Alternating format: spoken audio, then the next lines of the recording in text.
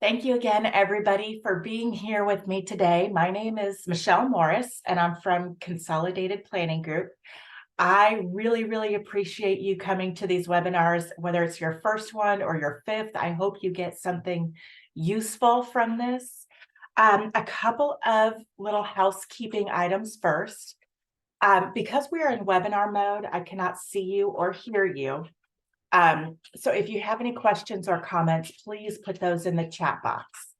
We do record all of our webinars, and after we're finished today, we're going to send out a link to the YouTube channel where we have all the webinars where this one will be stored.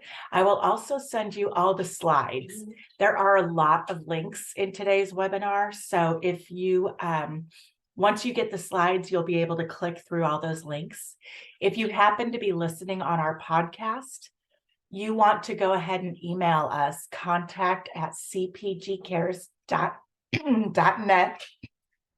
Sorry, contact@cpgcares.net. And we will send you a copy of those slides with all the clickable links and all of that stuff. What else? I think that's it for today. We can't see you or hear you. We'll send you the recording. We'll send you the slides. We should be here for about an hour. And if you have any questions, please put them in the chat box. All right. So again, I'm Michelle Morris from Consolidated Planning Group. We are special needs financial planners. We work with probably about 95% of our clients have special needs loved ones that they're worried about and they're taking care of. So one of our goals is to help you navigate the rough waters and bring a little bit of calm to the chaos that we know you're going through. So today we're going to be going over some educational options beyond high school. My lean quiz. Pardon me, I'm so sorry. My lean cuisine went down the wrong pipe. Anyway, when we're talking about special needs planning, people say, what does that even mean?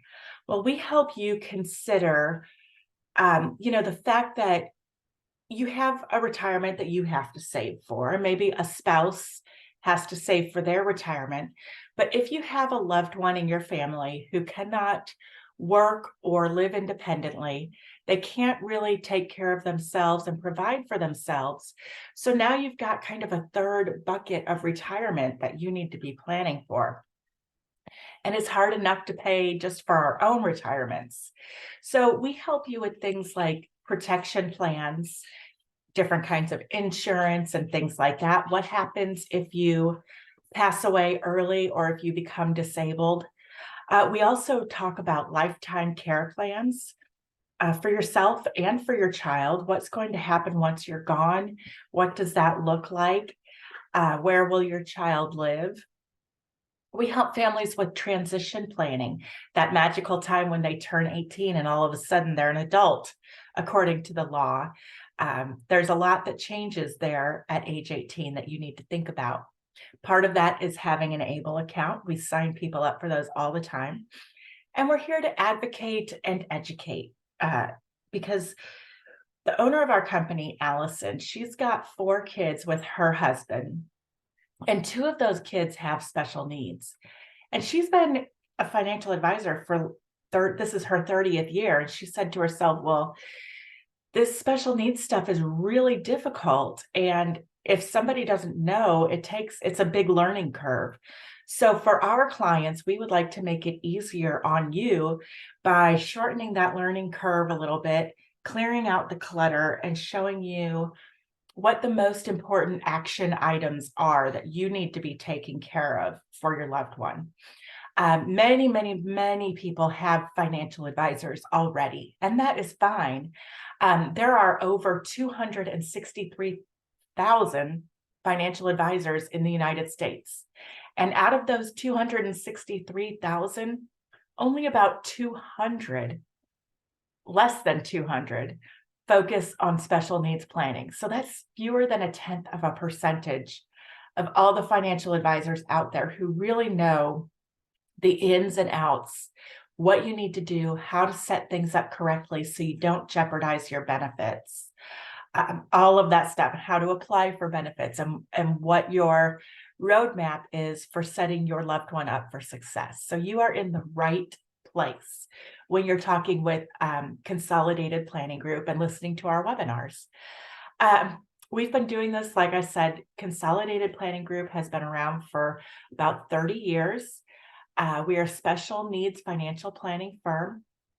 We are based just outside of Houston, but we work all across Texas and all across the United States. And again, I want to give a shout out and a huge thank you today to Kristen at Northeast ISD in the San Antonio area for bringing us out, for helping us present this webinar today. We work with many, many families, like I said, insurance, financial services, investments, securities, stuff like that. We are also members of the Special Needs Planning Academy and nationally certified as Social Security advisors. So we really take our continuing education and our quest for knowledge very seriously. And we're here to drag you along with us. So first of all, when we're thinking about college for our loved ones, we want you to remember to have realistic expectations. You just need to keep an open mind. There are so many different options. You know, many kids graduate from high school and they think, okay, you're automatically just going to go on a traditional path and have 4 years of college or more right after you graduate from high school. And, you know, you always see these things on Facebook. All your friends' kids are getting their acceptance letters or deciding where they're going to go for college. You don't need to compare. It's easy to look at social media or to listen to your neighbors and friends talking. They're only going to talk about or post about the highlights in their lives. And that's not necessarily helpful because every child is different. Every child can have a different path. And your children are not behind. So don't think of it that way, please. Just keep an open mind. Don't compare your child. One thing that, you know, a lot of people will say, if a flower is not blooming, it's not something wrong with the flower, it's the environment. So maybe change the environment. I like to think of it as popcorn. If you've heard me talk on my webinars before, you might have heard that I'm pretty obsessed with popcorn. It's one of my favorite snacks ever. And I always make my popcorn on the stovetop because I feel like it tastes the best. And also that's how my grandpa taught me. So when you put your kernels in the pan, in the oil, they're all in the same pan, all in the same oil, on the same burner, on the same stove. You put that lid on and turn up the heat, and they're never going to all pop at the same time. That's how I think of children. Some are going to pop early. Some of those little nuggets, those little kernels are going to pop in the middle. Actually, most of them are going to pop in the middle, but not all at the same time. And then you have a couple stragglers that might pop a little bit later. And you have some kernels that make it into the bowl that never pop at all and try to break your teeth. But we don't blame the kernels. We don't blame the popcorn for not popping. It just is what it is. So relax.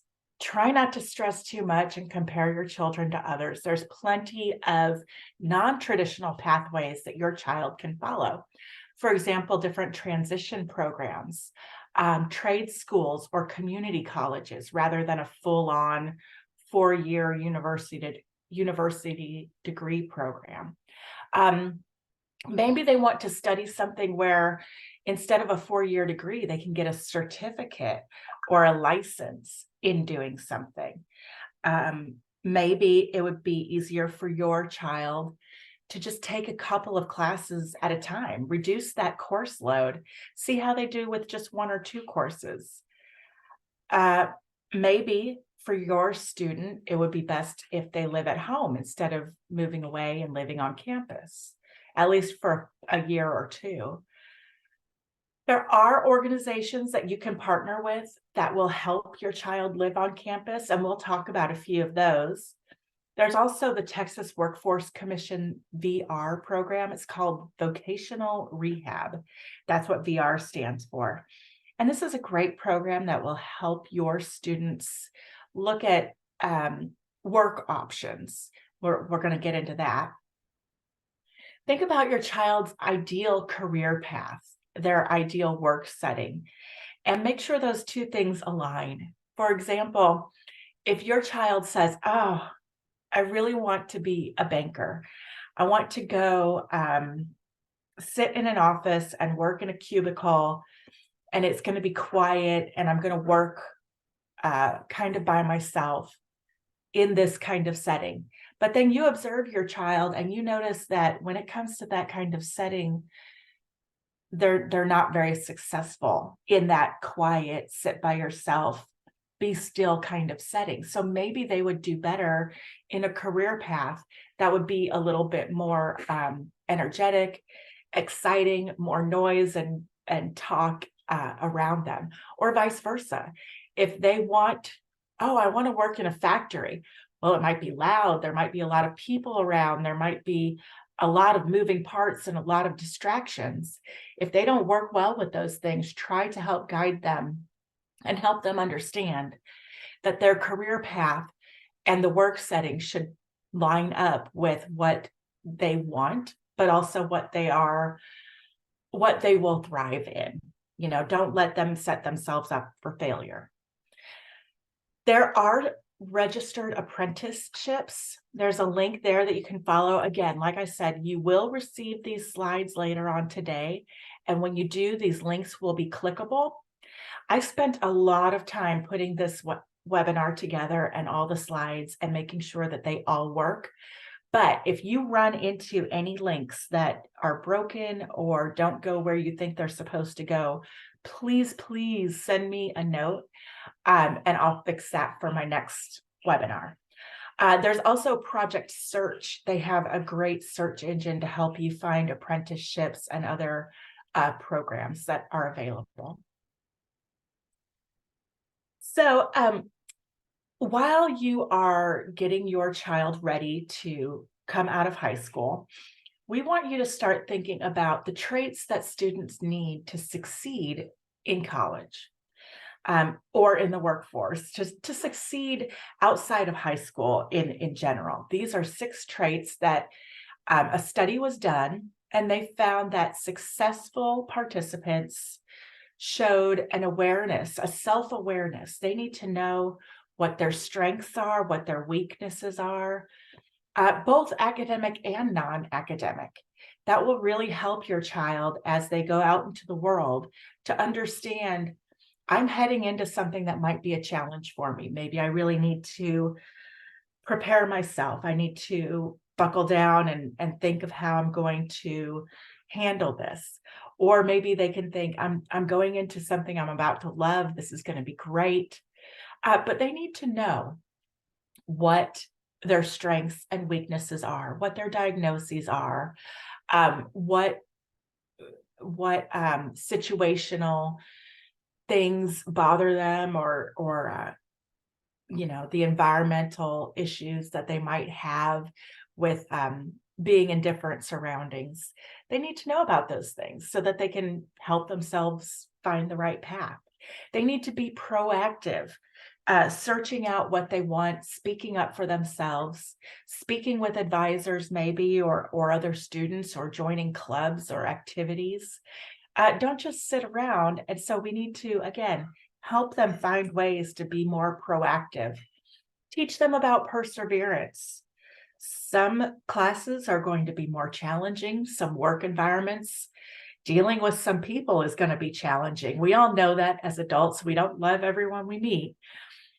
So helping your child understand that there are want to do's and need to do's, and sometimes they don't line up, but sometimes you just have to do what you have to do, right? And you have to keep trying. If you don't succeed the first time, some students are willing to just say, oh, forget it. I quit. I'm out. it didn't work. So helping your student or your child understand perseverance before they're out of high school is extremely valuable. Goal setting.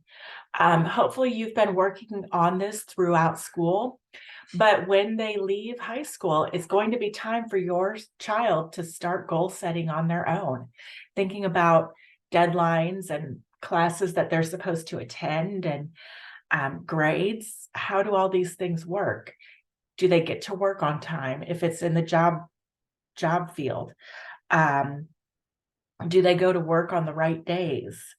Things like that. Do they have goals? Maybe their goal is to get to class on time 90% of the time, or to get a certain grade, or to go to so many classes. And it's not just setting goals, but tracking and using a calendar or some kind of system to help them reach those goals. They might not all be academic, maybe they're activity goals, or how many people they talk to, or making friends, whatever goals your child can have, helping get those set up and learning how to set goals by themselves would be very helpful. They need to be aware of, and also they need to use effective social support systems. There are probably great clubs on different college campuses, maybe organizations that they can be part of relating to their interests. There might be groups of people who work out or do sports together or have any other common interest. They can join up with these social support systems. There's also, of course, academic advisors and counselors at the school that can help them. So not only do they need to know that those things are out there, but they have to actually reach out to them and not be afraid to use them. And then finally, the last trait that a student needs to succeed is to have some good emotional coping strategies. We know that there are going to be groups of people who might not be effective helpers. We know that there are going to be coping strategies that might not be very good for your student. Drugs, alcohol, disruptive friendships. So help them find good coping strategies. Maybe it is exercising, going for a walk when they're stressed out, or going for a run. Maybe it's losing yourself in a great book, or listening to music, or punching a pillow. For me, I know this sounds so silly and I'm almost ashamed to admit it, but I have one of these coloring books. I know when I hold it up, you can't really see, but it's one of these adult coloring books that has really pretty and complex designs that I just sit with my colored pencils, and it helps me when I get stressed out just to kind of chill and relax and turn off my brain from all the worry for a moment and do something else. So let's talk a little bit, and I don't see any questions or comments yet in the chat box, so I'm going to keep going. I'll keep plowing ahead until I see questions. Accommodations. So all through 12th grade, you're in public or even private schools, your child might have had some accommodations. You can have accommodations, in college and beyond, but there are caveats. It's, first of all, your IEP or 504 or whatever you have in school is not going to just automatically follow you to college. It doesn't work that way. You have to do your homework on the different colleges that you're considering, looking at their offices of disability.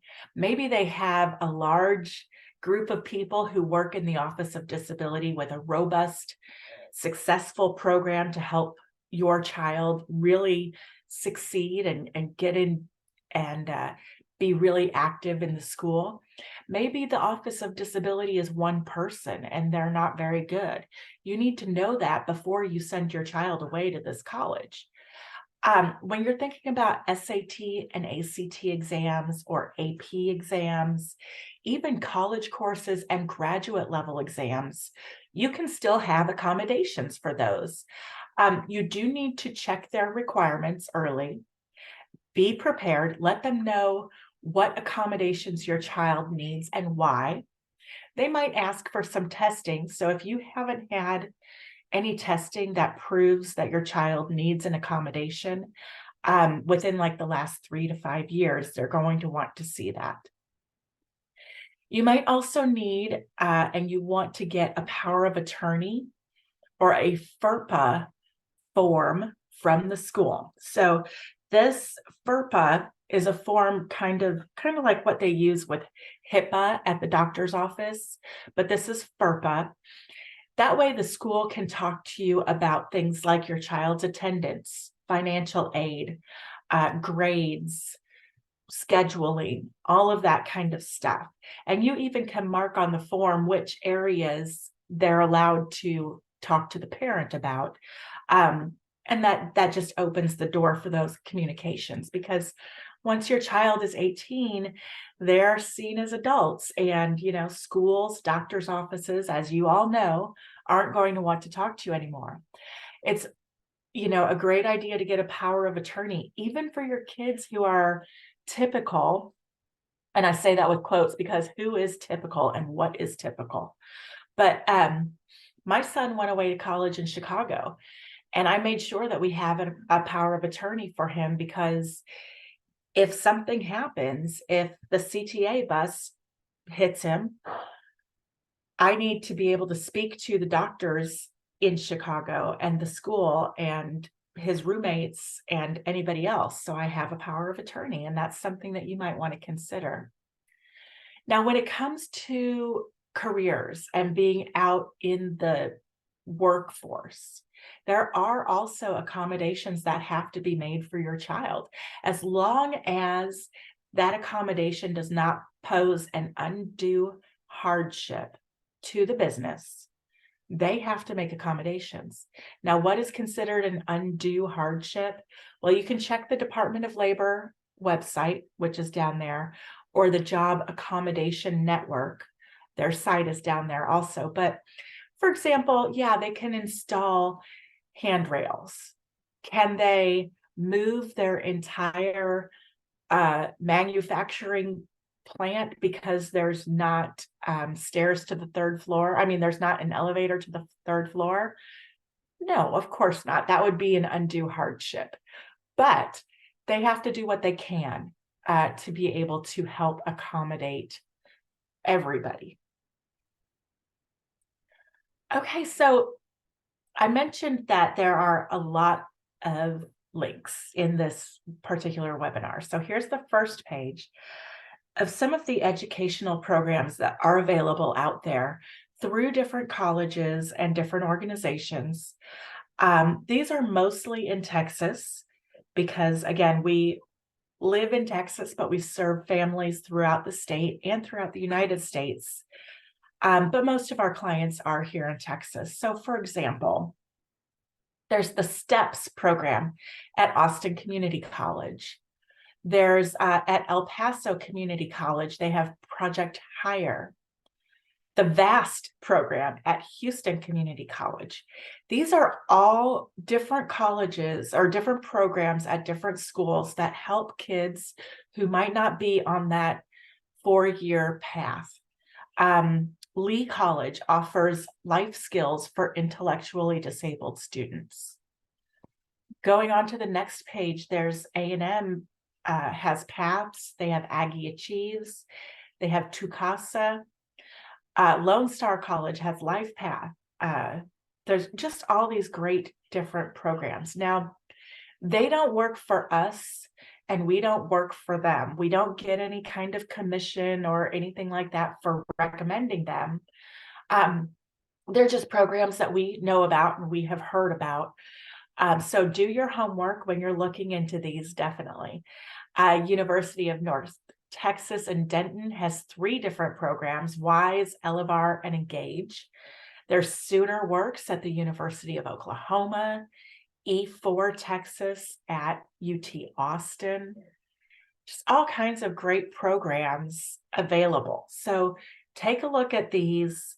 do your research on which ones offer a good fit for your student in terms of location, the program details. Of course, price is going to come into play, and what studies the college offers. Is that something that your child is interested in? So there is a great directory to help you narrow down this search. You might be thinking, okay, but what are some of the best ones? I don't have the time to research all of those for everybody. But what I can tell you is thinkcollege.net is a great search directory that really focuses on universities and colleges that offer educational programs for students specifically who have intellectual disabilities. So you can filter by state or length of the program or type of school, or if they have options for living on campus, all of that kind of stuff just by going to thinkcollege.net. And this is through UMass in Boston, their Institute for Community Inclusion. So that's a really cool website that could help you. I just got a question in the chat box. Is there any lead for accommodation for a regular 4-year college degree program?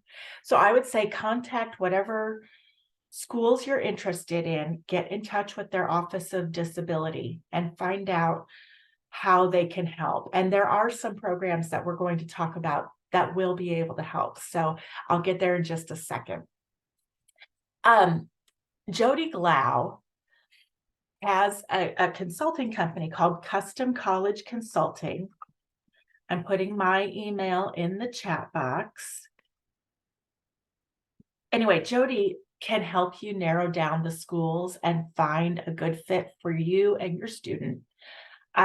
I don't know really what she charges for that, but she is an independent educational consultant. She'll help you find the best fit in post-secondary education. And all of her contact information is there, so you can look her up.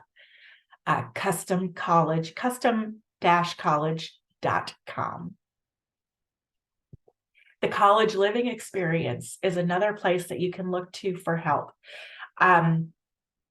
I know that when you're on thinkcollege.net, you can see a listing of all of the colleges that take that use this college living experience, or they have this program at their schools. This one will provide individualized guidance and instruction when it comes to academics and career development and independent living skills and social development and how to go live on campus. So it's another really great program.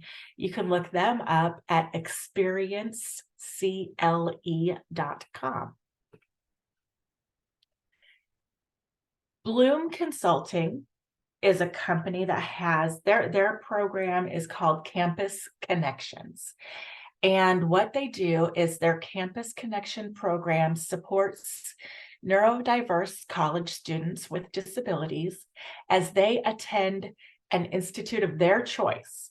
So they offer either in-person or virtual support or a mixture, depending on where your student is. They use the Berkman Method assessment to build an individualized plan, and they give your child a support team that it includes a coach who is going to help with mentoring and guidance and navigational support, helping them really problem solve and self-advocate and make better choices and teach them all about that kind of thing. Now, the Bloom Consulting program does cost about $1,000 a month last we checked. And that is private pay. But if you work with the Texas Workforce Commission VR program, and they put it into your plan that your student might need this kind of support, then they might be able to help you pay for it. So discuss with your VR counselor about opportunities there to help pay for this program. Again, that's at Bloom Consulting. Okay, here's the picture, the Texas Workforce Solutions information. So this is a statewide, clearly, a statewide program where they help with scholarships that are going to help train students, help them find high skill, high growth occupations, help them determine what they're interested in training with, what assistance they need, how can they pay for their schooling, what they want to study, all of these kinds of great bits of information for your child. You can contact the student navigators. Typically, there is one at your high school, or your high school will have a lead, but you could also just click this link or email and find a professional to work with. Now, unfortunately, I have heard that, and there's the conversation that I was just going to have. Unfortunately, I have heard that they're a little bit behind sometimes, and slow to get back to people. So with the Texas Workforce Solutions, and this is another slide for them, you might have to be the squeaky wheel for your child. But if you can get in with them, it's a really great program. They provide a lot of not only the training, like for work-based learning, internships, and helping them become work ready, but they also offer testing in terms of what skills do they have, what training do they need, what are their impediments to finding a good job. So they offer the training and the testing, and it's really good if you can get in there. But my advice to those of you who say, oh, we tried that and they didn't call us back, my advice is keep calling. You can use this link to sign yourself up. But like I said, be that squeaky wheel for your child if they need your help. Okay, next, you're thinking, how are we going to pay for all this stuff? We're already paying for therapies and medications and this and that. And now how are we going to pay for school? Well, everybody has that fear, right? Of course, there's the FAFSA, the free application for federal student aid. So this year, and I'm not exactly sure why they're doing it differently this year, but this year the FAFSA is going to be available starting in December for the next school year, the 24-25 school year. So you're going to be able to log in starting in December, fill out this application form. It is supposed to be updated and streamlined to make it easier this year. I never really found it that difficult to start with, but you know, it's up to you and your level of, expertise, I guess. But the FAFSA, fill it out. Even if you think that you make too much money to be able to get financial aid, fill it out, because the colleges use that information for other things as well, for scholarships, for merit scholarships, and other kinds of financial aid, all of that. So definitely fill out the FAFSA as early as you can remember to do it. There are plenty of community-based scholarships, sports-based, disability, even clubs that your child might be in. Maybe they're in speech or marching band or art club or foreign language club or whatever they're involved in. Also, get your student involved with volunteering. That is going to make a huge impact on their applications for both scholarships and for getting into school. Scholarships and volunteer work are going to be huge. Research early, know your deadlines for those scholarships. There's so many out there, so many different scholarships. You might even need to keep a spreadsheet and say, okay, here's the scholarship. Have we applied? What is the application date? Deadlines, all of that stuff. Have your student maybe write 3 or 4 essays based on different prompts. And then when you're applying to different schools, find the one that most closely fits what they're asking for in their essay, tweak it a little bit and send it in and you're good to go. It's just important to plan ahead, research early, know what your deadlines are. You can have a 529 college savings plan. Many people start those for their children when the children are very young. Anybody can put money into a 529 college savings plan for your child. But for children who have a disability that began before the age of 26, you could also have an ABLE account. And this opens up that money a little bit in terms of what you can use it for. An ABLE account, we're going to go deep into here in a moment. But like I said, if there's a student with a disability that began before age 26, they can have an ABLE account.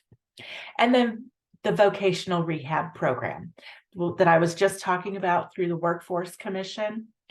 And yes, I was talking about the vocational rehab counselors, or they even call them the student hireability navigators. They have a couple of different names for them, but yes, that's what I was talking about in terms of the VR counselors.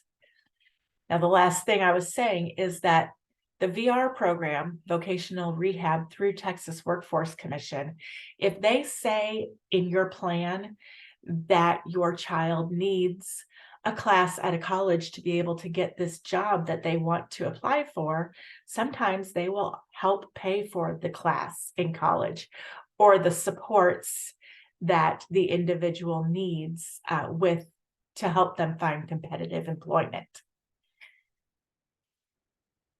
All right. Okay, I see that. ABLE accounts. Like I said before, you can have a 529C.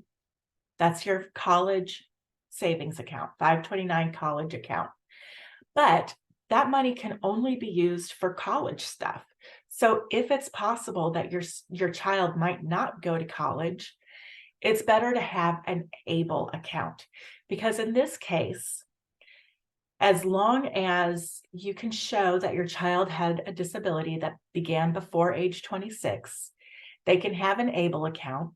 You can save up money in this account, and then they can use it for anything that helps achieve a better life experience. That's what ABLE stands for, achieving a better life experience. So this money can be used for way more things than just college expenses. And that's why it's so good for your child to have this. You can save up to $100,000 in an ABLE account without causing any reduction to their SSI benefit. The beneficiary is the account owner. What you do is you put money in, and then that money is invested conservatively, and it grows. The growth is not taxed. So that's really cool. Unfortunately, you cannot take your contributions off your taxes. There is no federal tax deduction for an ABLE account. Some states do allow a deduction on your income taxes, but Texas doesn't have income taxes to begin with. So of course they can't give you a deduction here in Texas. It doesn't jeopardize your Medicaid or SSI benefits. And it's not that you're hiding money or anything like that. This is a vehicle that the government has set up to help people to be able to have that money and to set aside more than $2,000. Because as you know, I hope you know, that you cannot have more than $2,000 in your bank account and still be able to receive SSI benefits and Medicaid. There are limits on contributions, and we're going to get to that in a second. So as of January 2022, there were 49 different ABLE accounts across the United States. You do not have to pick the ABLE account that is in the state where you live. Okay, so you want to compare different programs and different options. Most of them you don't have to be in that state at all, so don't worry about that. We recommend the one that is based out of Virginia. It is called Able America, and it's through American Funds, which is a company that we already know and trust. We like their investment options. We feel that their maintenance fees are fair. The account opening process is not too crazy tedious, and getting your money and depositing money is also pretty easy. So that's things to look for when you're comparing different Able accounts and thinking about which ones you might want to start for your child. Oh, the other thing, we do open Able accounts for families.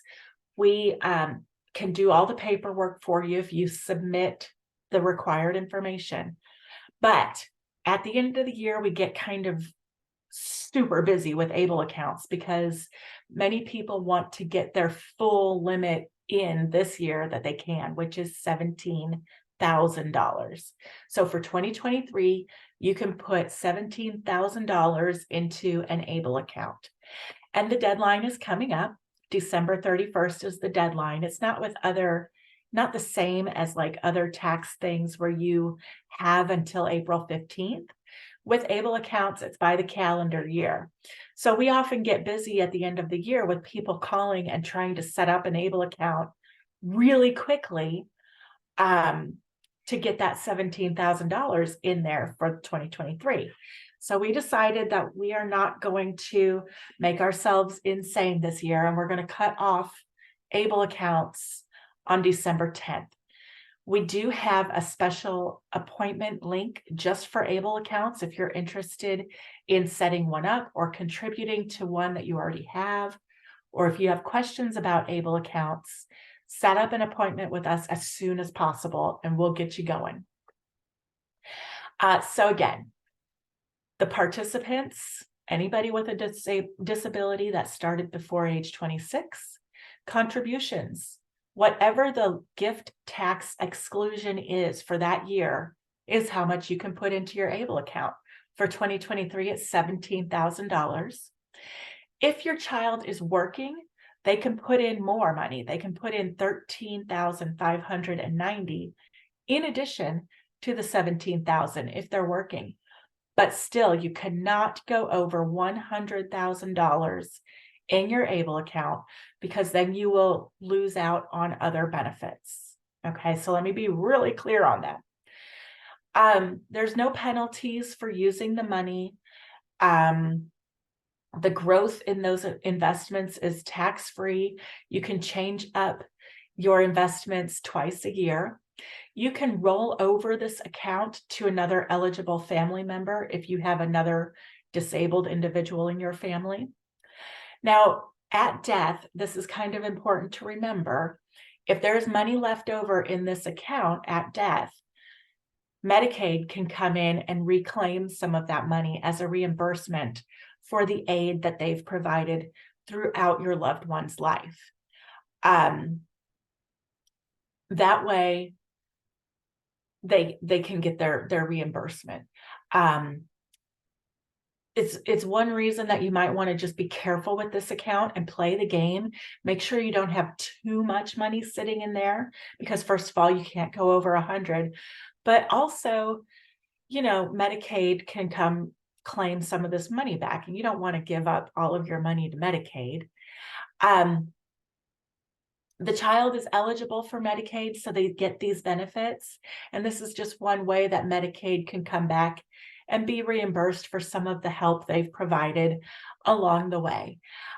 So kind of play the game, keep a smaller balance in there. This is an account where you are putting money, you're saving the money to spend it. This is an account where the money is going to be coming in and out. There is a 3.5% maintenance fee. It's an upfront charge. Any money you put in, they take out 3.5%, the one that we recommend. And then it's just that one-time charge on that money. And then they take care of everything for you. Then the next time you put in some money, they take out 3.5% each time you put in money, but it's just that one-time fee. Okay, so it's not like a quarterly or a yearly charge even. And it does, through the investment side of this, it does help offset those fees. But the main reason to have an ABLE account is because your child cannot have more than $2,000 in a bank account. And if they're starting to get that SSI money coming in, they're going to get $914 a month this year. Next year, SSI is going to go up to $943. So after 2 months, they're already butting up against that $2,000 limit in their account, unless they've spent it. So what you would do is you would get your SSI check, put it into the account, and then send money from the bank account to the ABLE account and let it sit over there where it won't affect their eligibility. And again, you can use the ABLE account to pay for almost anything. Health expenses, living expenses, food, cash. You can pay for transportation, education, technology, even a vacation.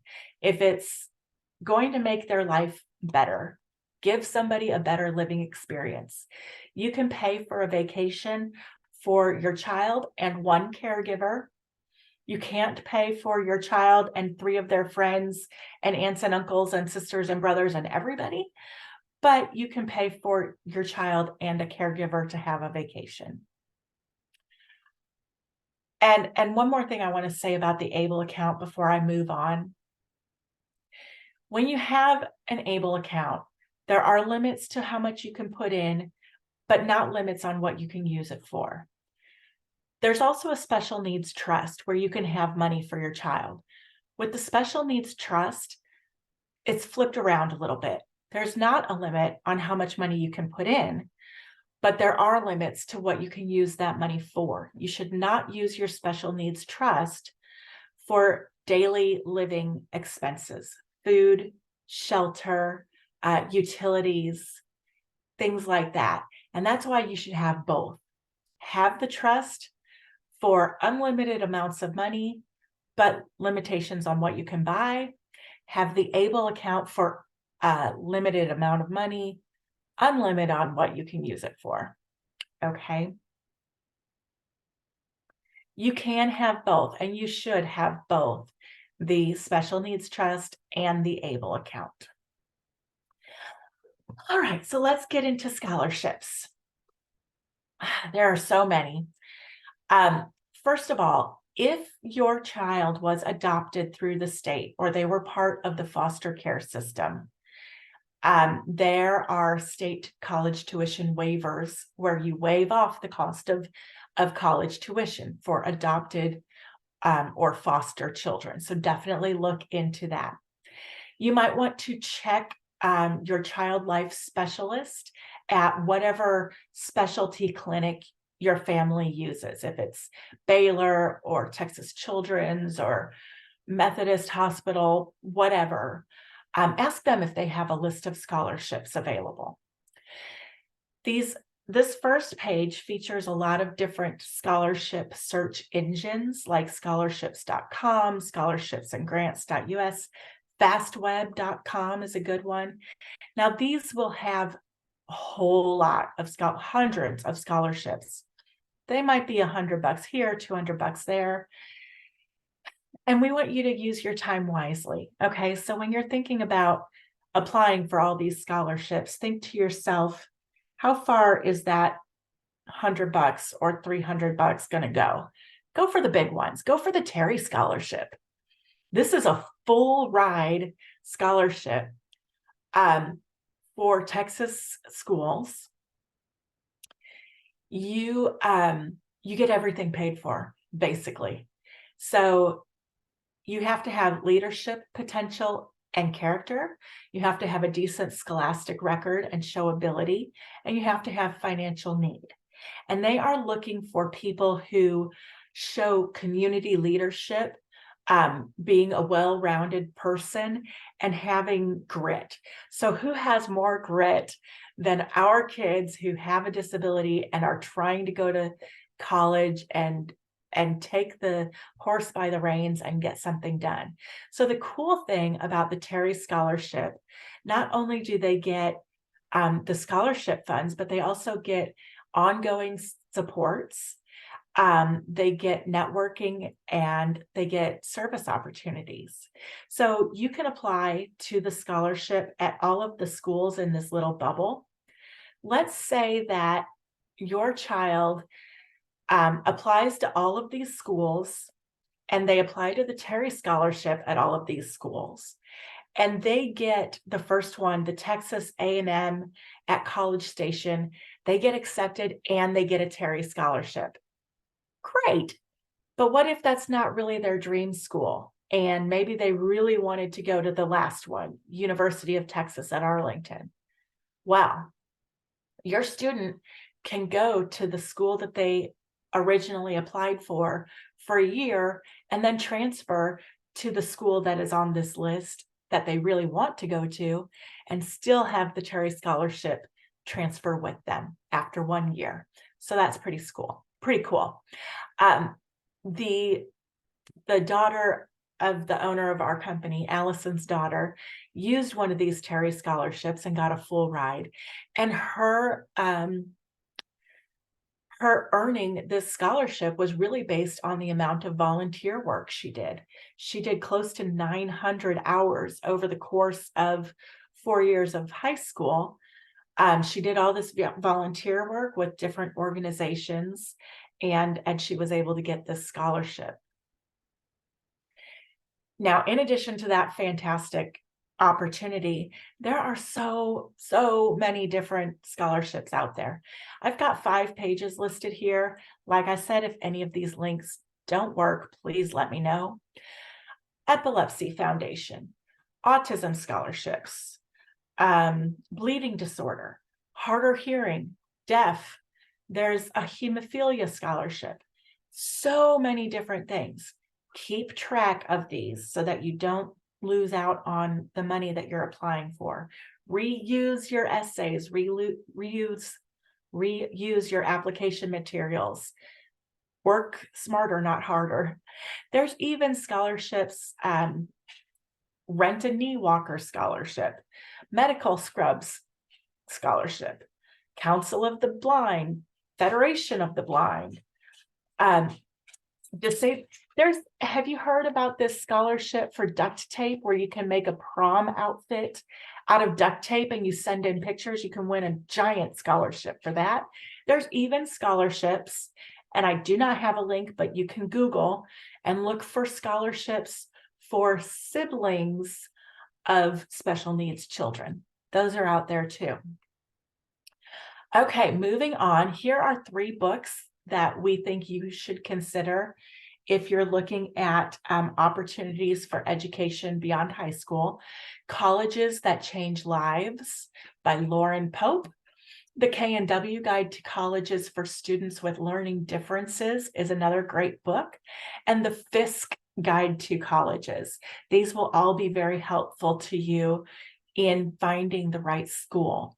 And when I see Colleges That Change Lives, it reminds me to remind you, many people think if I just go for a state public school, it's going to be way less expensive than an out-of-state or a private school. But here's the thing to remember that most people don't know. Private schools have a lot more scholarship money available and a lot fewer students. So you'll have smaller class sizes and you're more likely to be able to get more scholarships that will bring the price down to where it's the same or very comparable to a public state school that has way more students and way bigger classes. So consider those options. Don't rule out private schools or out-of-state schools just because you think they're going to be more expensive. Wait and see what scholarships you get. Other things to keep on your radar. We do these webinars 2, 3, 4, 5 times a week. If you have found this helpful, which I truly hope you have, please go to this link here It's got all of our upcoming webinars.